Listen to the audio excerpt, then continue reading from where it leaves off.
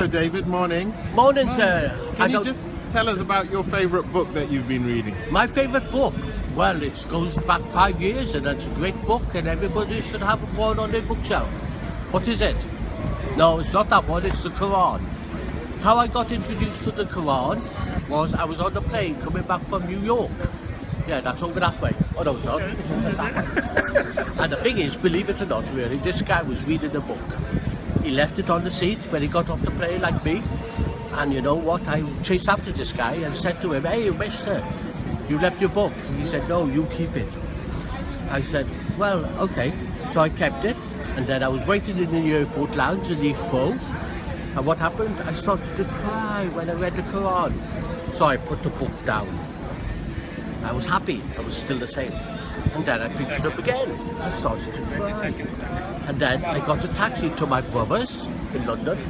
And then what happened? I told him about the Quran that had made me cry.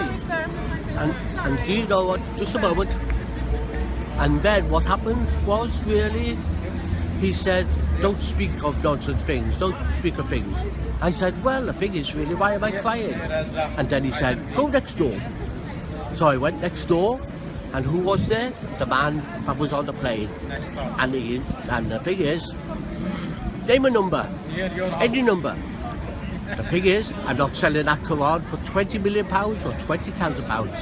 I read it twice a day, and not only that, I keep it under my pillow. And you also read it to people as well, don't you? I do, and I'm just going to go with that. And not only that, as an activity coordinator working with people with dementia, I read it to them.